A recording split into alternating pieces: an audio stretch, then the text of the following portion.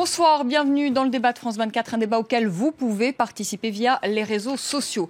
La France organise ce vendredi à Paris un sommet pour relancer le processus de paix israélo-palestinien, un processus qui est aujourd'hui au point mort.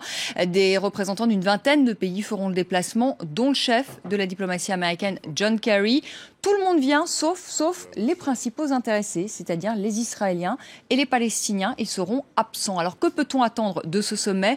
N'est-il pas voué à l'échec tant les positions des uns et des autres se sont radicalisées ?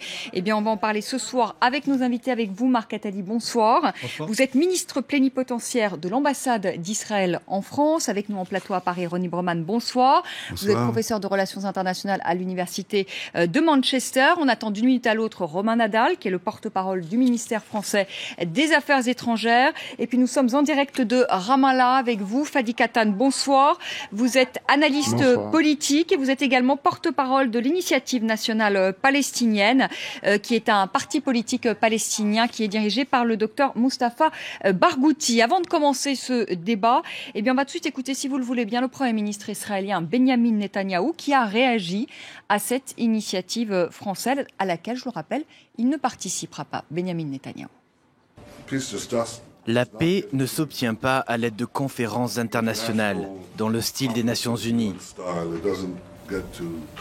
Elle ne porte pas ses fruits à travers des diktats internationaux ou des comités de pays qui cherchent à décider de notre destin et de notre sécurité alors qu'ils n'y ont aucun intérêt direct.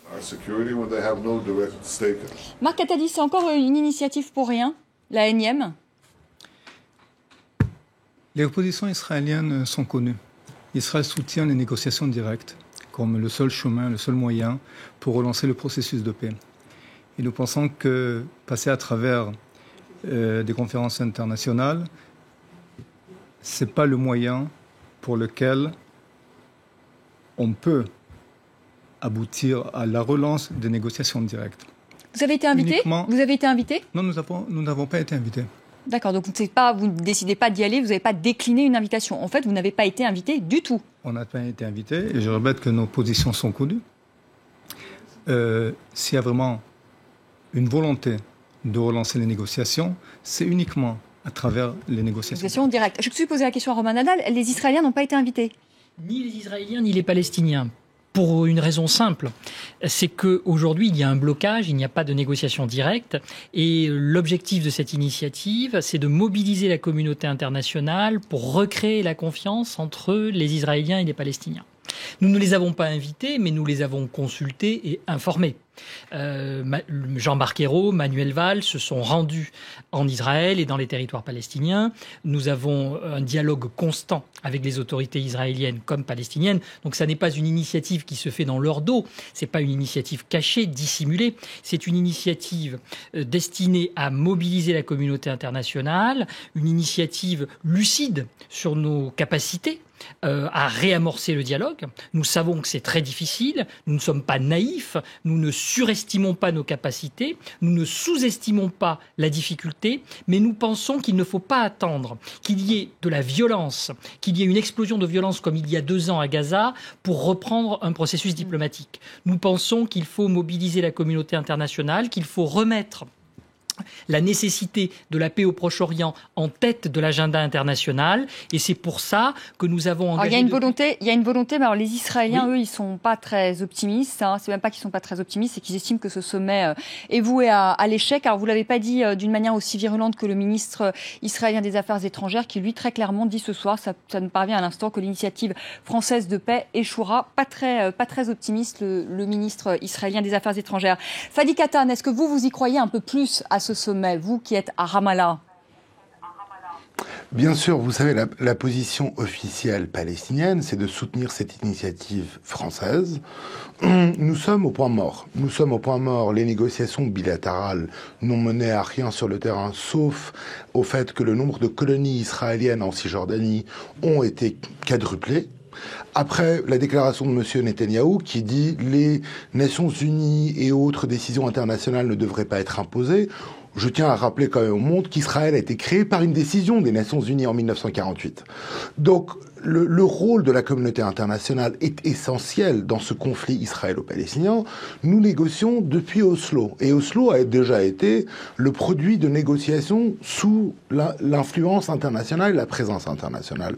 Comme le dit M. Nadal, nous sommes au point mort. Il n'y a aucun espoir de négociation avec Israël au niveau direct, puisque nous sommes un peuple occupé, et occupé par Israël. Donc, à un moment, il y a un défaut du niveau des deux pays. On est occupé et occupant, et il faut que la communauté internationale assume ses responsabilités. Aujourd'hui, les Français et M. Valls, qui était en visite en Palestine et en Israël, j'ai eu la chance de pouvoir dîner avec M. Valls lors d'un des soirs, et il a dit quelque chose que j'ai trouvé très honnête, en disant la communauté internationale n'a pas de solution magique. Mais il faut que la communauté internationale se retrouve pour penser justement à un modus operandi nouveau. Puisqu'aujourd'hui, on voit la limite de ces négociations bilatérales, on voit la colonisation israélienne qui continue, Israël qui dit on veut des négociations directes sans préconditions, mais en même temps Israël qui continue le morcellement et l'érosion, puisque ce mot a été utilisé très souvent dans les dernières semaines, l'érosion de la possibilité de deux États. On va en parler justement. Ronny Broman, je voudrais que la parole elle circule. Ronny Broman, est-ce que vous y croyez à ce sommet, ou selon vous, est-ce qu'il est voué à l'échec ? Je crois que ce que ce sommet peut accomplir, c'est ramener la question du conflit israélo-palestinien sur la scène internationale, rappeler un certain nombre de paramètres qui ont été adoptés par, disons, la communauté internationale organisée. Moi, j'hésite toujours à parler de communauté internationale, car elle est en fait introuvable. Mais disons, les organisations internationales qui ont une certaine légitimité sur la scène mondiale ont produit un certain nombre de paramètres entre l'initiative de Genève, l'initiative arabe de 2002, les paramètres de Clinton. Enfin, il existe toute une série de données convergentes qui permettent d'entrevoir la solution de ce conflit. Depuis plusieurs années, les initiatives américaines, John Kerry faisant ses navettes incessantes, au cours desquelles d'ailleurs il était principalement le porte-parole des Israéliens auprès des Palestiniens, mais ne parvenait pas à proposer quelque chose en provenance de Washington, tout cela a échoué. Alors que la France tente une initiative, moi je trouve que c'est tout de même relativement bienvenu. Cela étant, vous parliez d'un certain pessimisme du côté israélien, je ne pense pas que le mot soit approprié. C'est un peu comme si ça ne dépendait pas d'eux, comme si ils attendaient de voir vers quelle direction le vent va tourner. La réalité, comme Fadi Ratan le rappelait, c'est que les Israéliens, ils sont à la manœuvre et qu'ils savent ce qu'ils font. Ils colonisent, ils occupent. Finalement, ce qui les arrange, c'est le statu quo, vous dites, d'une certaine manière, un statu quo qui leur permet de... Le statu quo dynamique, parce que c'est même pas un véritable statu quo, c'est un statu quo qui érode jour après jour les territoires palestiniens. Bref, le vol de terre à bas bruit et au ralenti se poursuit incessamment. Dans ces conditions, je voudrais justement que Marc Attali réagisse là-dessus. Ont tout intérêt à ce que la situation perdure. Alors justement, est-ce que vous ne profitez pas finalement, est-ce que finalement ça ne vous arrange pas, ce statu quo, le fait que finalement les initiatives diplomatiques jusque-là n'ont pas abouti et qui permettraient, en tout cas c'est ce que disent certains, à Israël de continuer à grignoter des territoires, notamment en Cisjordanie, en multipliant les constructions de logements. Est-ce que ça ne vous arrange pas ? Non, pas du tout. La situation ne nous arrange pas. C'est le refus de Palestiniens qui nous arrange pas. Le problème, c'est que du côté palestinien, on ne trouve pas vraiment une volonté sincère de s'engager dans un processus de paix et un processus de négociation directe. C'est trop facile d'isoler la question palestinienne de tout ce qui se passe actuellement dans la région. Et ce sont des questions qui sont des enjeux très très importants qu'il faut aussi le traiter.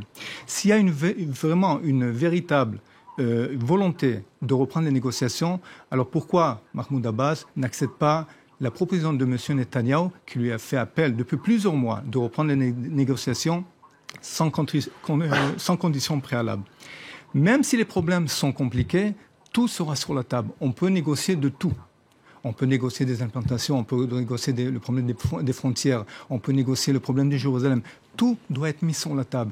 Israël a prouvé auparavant, dans le passé, que quand il y a un interlocuteur qui est sincère et honnête, on peut arriver à la paix. Telle était la situation quand nous avons signé un accord de paix avec l'Égypte, avec la Jordanie, et même quand nous avons signé les accords d'Oslo. Les problèmes étaient compliqués, les obstacles étaient là, mais ils ont été résolus à travers la négociation et non pas à travers la violence et l'incitation. Fadi Katan, qu'est-ce que vous répondez justement à Marc Attali qui dit pourquoi ne pas accepter demain des négociations sans conditions? Parce que l'une des conditions posées par les Palestiniens, c'était l'arrêt de la colonisation. Or, cette colonisation s'est poursuivie, donc les négociations se sont interrompues. Est-ce que vous êtes prêts demain à retourner à la table des négociations sans conditions? Vous savez, je vais déjà commencer par la fin de ce que disait M. Attali, qui parle d'Oslo, de l'accord de paix avec la Jordanie et l'Égypte. Effectivement, il y a un accord de paix avec la Jordanie et l'Égypte, mais est-ce que c'est la paix qu'on voudrait pour la Palestine et Israël? C'est un accord de paix qui sous-entend qu'il y a un statu quo, où finalement les Égyptiens et les Jordaniens ne connaissent pas vraiment les Israéliens, ni dans l'autre sens. Notre réalité ici est beaucoup plus complexe. Et si on va être un peu rêveur vers un futur plus lumineux pour les deux peuples, le peuple israélien et le peuple palestinien, personnellement, je ne voudrais pas d'une paix à la jordanienne où finalement on a une frontière où il n'y a pas d'attaque sur cette frontière, mais la paix se résume à ça et avec quelques échanges commerciaux. Vous savez que la société palestinienne est beaucoup plus complexe que seulement un peuple qui est sur un autre État. Alors moi, je voudrais que vous répondiez à ma question, si vous voulez bien. Fadi Katan, je voudrais que vous répondiez à ma question, parce qu'on ne la perd pas en cours de route. Est-ce que vous êtes prêt à reprendre les négociations sans conditions? Bien sûr que non, puisque la condition palestinienne est très claire et on dit arrêtons les colonies. La communauté internationale, les instances internationales disent que la colonisation est illégale. Ça a été la position de nombreux États, notamment la France récemment, qui rappelle que la colonisation dessert la solution de deux États. Vous savez, il faut juste se rappeler que l'État palestinien, le futur État palestinien, est complètement morcelé aujourd'hui par les colonies israéliennes qui continuent à grandir. Donc négocier sans l'arrêt de la colonisation, avec Israël qui déclare la construction de nouveaux... Et ce n'est pas... Je vais vous reprendre... Vous avez parlé de logements. Ce n'est pas seulement les logements, puisque c'est les colonies, les routes qui vont lier les colonies, et aussi le contrôle des ressources palestiniennes. Notre eau, notre énergie et notre espace agricole. Tant que ce grignotage est en route, on ne pourra pas négocier avec Israël. Et je reviens à dire ce que je disais tout au début, c'est là où on a besoin de la communauté internationale qui dise à Israël, écoutez, il faut qu'on trouve une solution. Et la solution, on commence par l'arrêt de la colonisation. Romain Nadal, moi quand j'entends quand même Fadi Katan et quand j'entends Marc Attali, je vous dis franchement bon courage pour les mettre d'accord.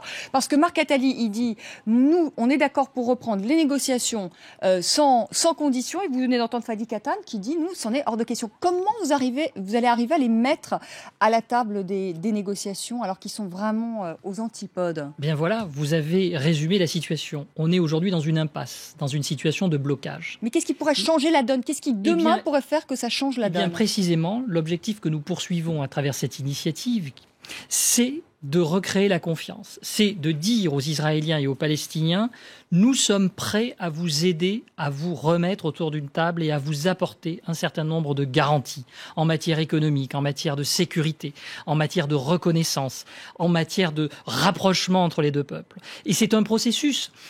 C'est pas simplement une conférence qui va se réunir demain. C'est pas simplement une réunion ministérielle. Nous aurons demain beaucoup de monde, beaucoup d'États, des organisations internationales, les Nations Unies, la Ligue arabe, à peu près une trentaine de participants. C'est un beau résultat sur le sujet israélo-palestinien. Il y a quelques semaines, personne ne croyait que nous serions capables de réunir autant d'acteurs différents pour dire aux Israéliens et aux Palestiniens, nous sommes à votre disposition. D'accord, Romain Nadal, quel sera l'acteur qui va faire pression sur Israël? Il n'y a qu'un seul acteur qui va faire pression sur Israël, ce sont les États-Unis. Il ne s'agit pas de contraindre, il ne s'agit pas de faire pression, il s'agit de convaincre et de ramener la confiance et de réinstaurer la confiance par un processus. Nous allons mettre en place un certain nombre de groupes de travail. Vous allez voir demain ce qui va être décidé. Il y en a eu tellement des groupes de travail. Oui. Il y a eu des quartettes pour le Proche-Orient. Bien sûr. Oh là là, mon Dieu, depuis des années, il y a eu des groupes de travail. Mais sur ce conflit, le pessimisme, nous le connaissons. Le renoncement, nous le connaissons, et une certaine forme de lassitude, nous la connaissons. La diplomatie française ne veut pas se résoudre à ce pessimisme et à cette lassitude. Nous pensons qu'il y a toujours un espoir pour la paix. Le rôle de la diplomatie, ça n'est pas de renoncer, c'est de toujours chercher les moyens de rapprocher les peuples et de renouer le dialogue. C'est ça notre volonté. Nous sommes lucides, nous savons que c'est difficile. Ça fait 70 ans que nous essayons de remettre ce processus en marche. Ça fait des décennies. Et malheureusement, ça ne fonctionne pas. Voilà, mais il ne faut pas renoncer. Il ne faut pas perdre espoir. Voilà, vous avez bien entendu. Il faut continuer à travailler. Ronnie Broman. Nous avons commémoré il y a quelques jours le centenaire de Verdun. Il y avait deux peuples qui pendant des décennies se sont affrontés, le peuple allemand et le peuple français. Aujourd'hui, nous sommes unis. Il y a des conseils des ministres franco-allemands. C'est formidable. Moi, mes deux grands-pères ont été prisonniers de guerre en Allemagne. Et aujourd'hui, nous avons tourné cette page. Pourquoi nous ne serions pas capables de réconcilier les Israéliens et les Palestiniens ? Alors après, on parlera aussi, je vais donner la parole à Ronnie Broman, mais du contexte aussi qui est peut-être pas très très favorable côté israélien, où il y a quand même un gouvernement avec des éléments d'extrême droite, et côté aussi palestinien, Ronnie Broman. Il y a aussi des choses à dire entre le Hamas et le Fatah. Absolument. Il y a beaucoup à dire.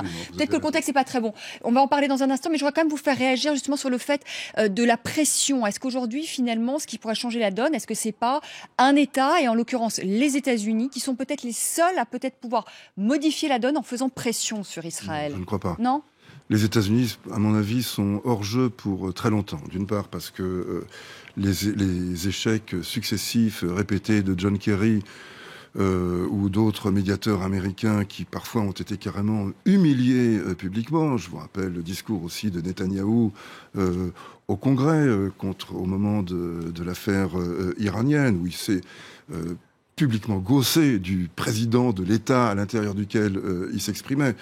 Donc les États-Unis se sont laissés traîner dans la boue par les Israéliens pendant des années, et l'administration qui va succéder à celle d'Obama, qu'il s'agisse de celle de Clinton ou de celle de Trump, puisque maintenant on sait qu'il a ses chances, est totalement acquise à l'AIPAC, c'est-à-dire au lobby du Likoud en Israël, est totalement acquise au plus dur des durs israéliens. Donc de ce côté-là, à mon avis, il n'y a rien à attendre. Ce qui redonne à l'initiative française, en dépit des doutes que l'on peut avoir à son sujet, ce qui lui redonne un petit peu de lustre. Et puis rappelons qu'après tout, c'est le métier des diplomates que de rapprocher des positions adverses. Donc dans ce domaine-là, ils ne font qu'accomplir leur mission. On se posera la question dans la seconde partie de notre débat, si la France est impartiale ou si la France est parti pris, si elle n'est pas plutôt pro-palestinienne que pro-israélienne. Les Israéliens...